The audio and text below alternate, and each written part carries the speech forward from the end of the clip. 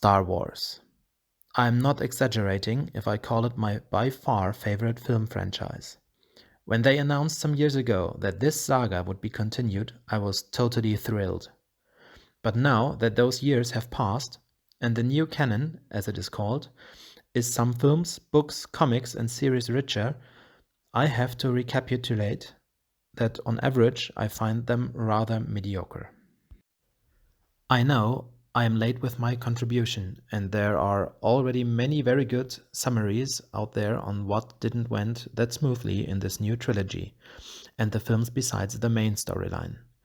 But nonetheless, I want to contribute to the critiques because it's a burning issue to me.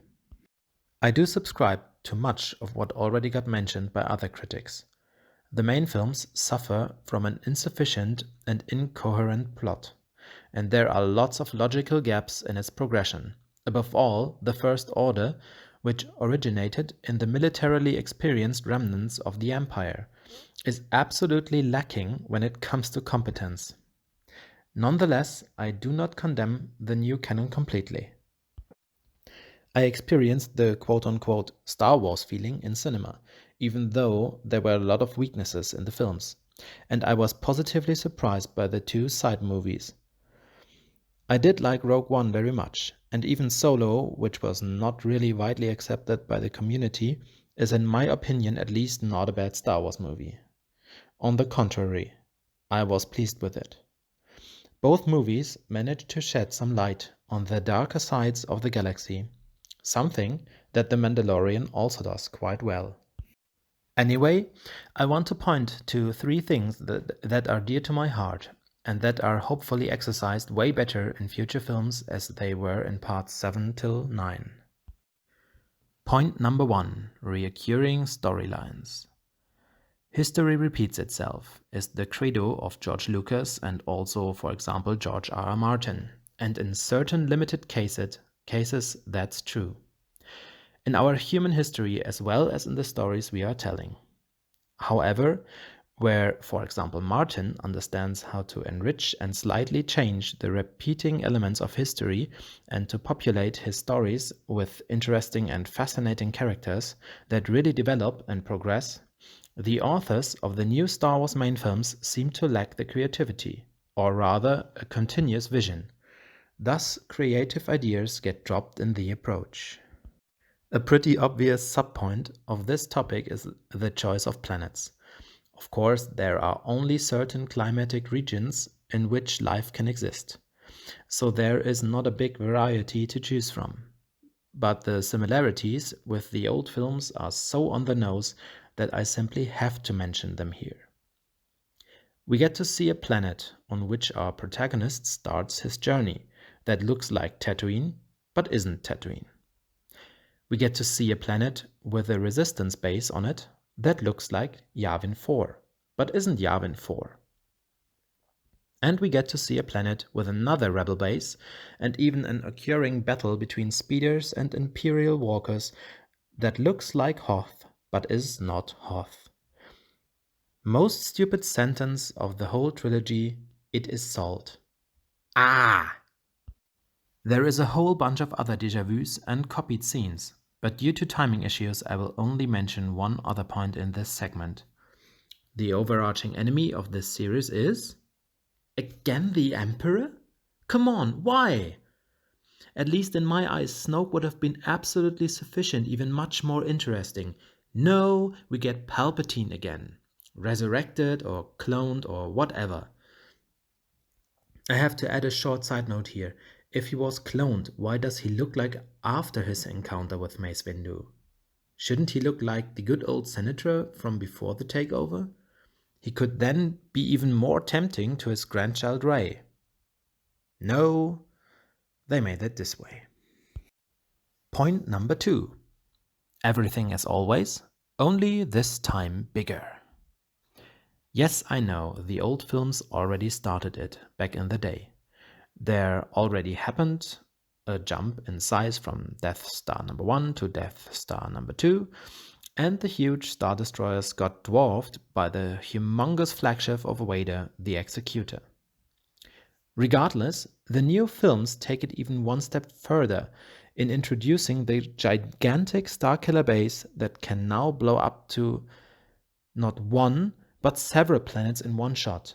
And of course, it is much, much bigger than the Death Stars. There is even a scene where this gets mentioned so that you don't miss it. And we jump from one single Star Destroyer in Episode 7 to a massive fleet in 8, only complete with Snoke's oversized flagship, of course, and finally to a gigantic armada in Episode 9. And yet, it would have been interesting to see in the progress of these films how the First Order grows only slowly and effortful by using cunning in acquiring their numbers from remnant Imperial formations or even planetary defense fleets of worlds that actually belong to the New Republic, more or less like the work of Grand Admiral Thrawn in the old canon.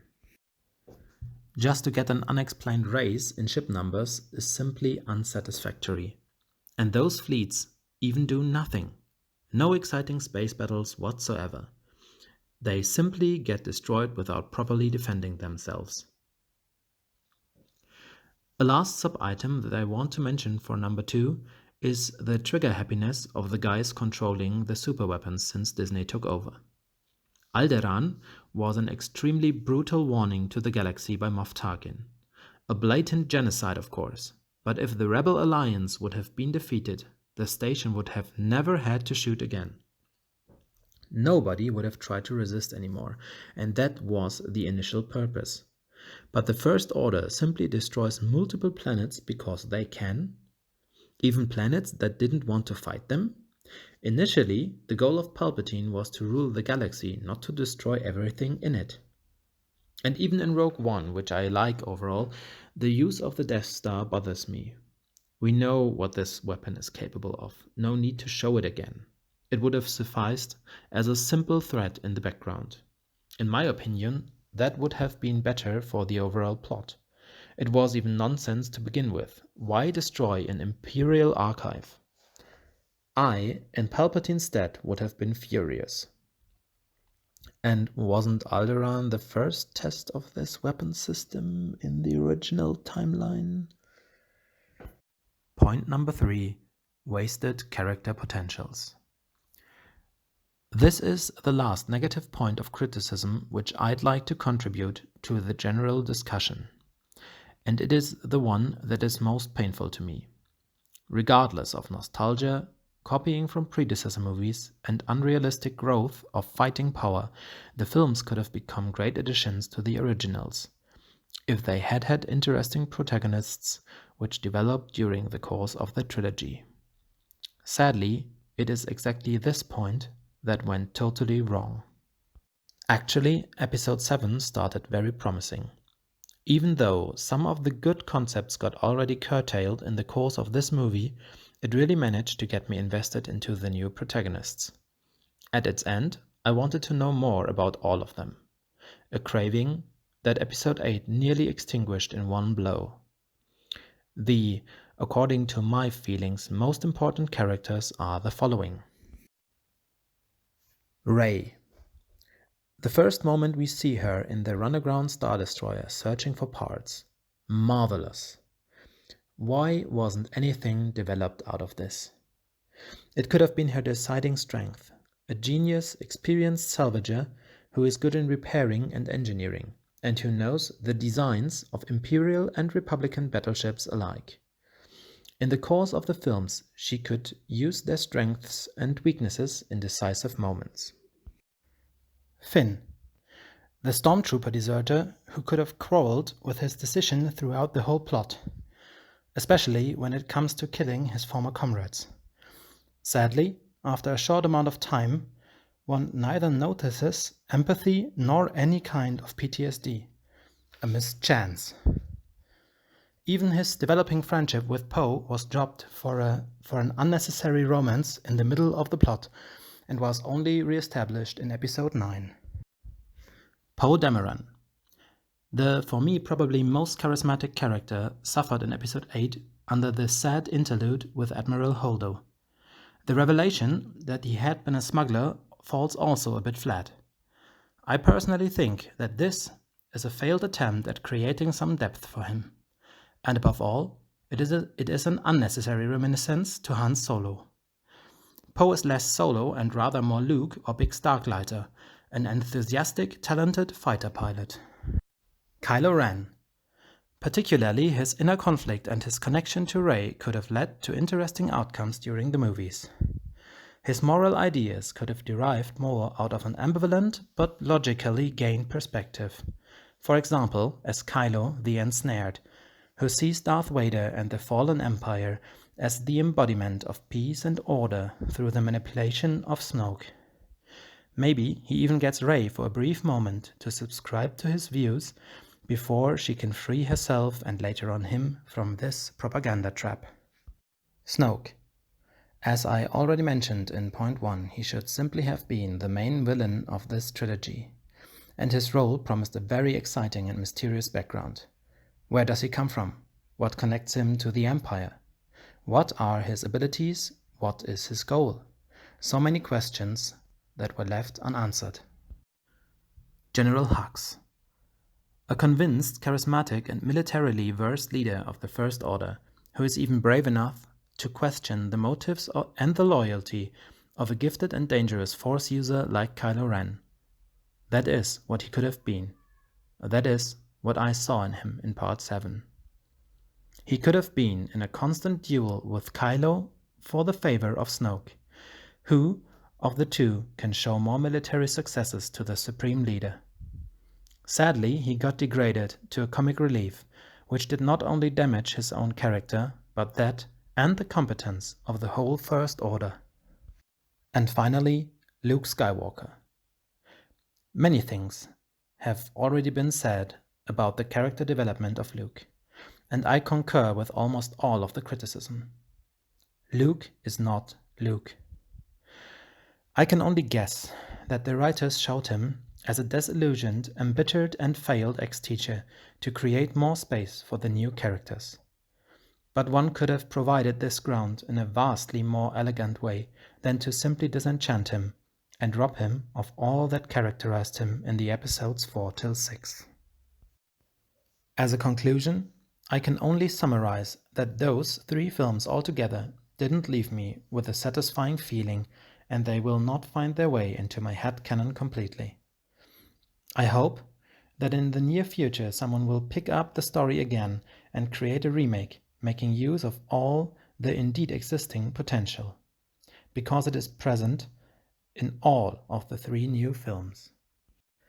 Even though remakes are widely common in the last years and they get more and more frowned upon in general, I believe the whole Star Wars saga needs an overhaul almost desperately. The episodes 1 till 3 could use some corrections and refurbishment, and so too do the original 3 movies. Yes, it's a sacrilege, but even in the classics there are some parts of the humor and storytelling that could use some adjustments. My wish for the future of Star Wars to Disney is that they make it more adult, more dirty, more comprehensible in terms of logic and reason. Big chunks of Rogue One and Solo and now The Mandalorian point to the right direction. I'm aware that Star Wars is also designed to reach kids. That has been the case with the old films too. Ewoks, for example. But maybe one could split the structure of storytelling within the universe. On the one hand, stories for adults, Rogue One, The Mandalorian, the main films, and on the other hand, stories for a younger audience, series like Rebels and Clone Wars. Additionally, the core of the plot mustn't always be epic battles. Maybe a series from the point of view of a stormtrooper, or a detective or spy movie where the protagonist is an Imperial officer who experiences traumatic and questionable events that lead to him discovering his scruple and conscience. This would only be one example that would be possible in this universe. My conclusion? I lost a bit of my overboarding enthusiasm, but there is still potential here. I don't give up Star Wars in its whole, and I'm still curious what will come in the next years. Above all, I'm still excited for the upcoming Obi-Wan Kenobi series. A fantastic character that has been played by equally fantastic actors so far. So I end this video on a high note. May the Force be with you. So this was a little excursus in pop culture for in between. Next time we will start a bigger series with a more heavy topic. So stay tuned and see you in the next one.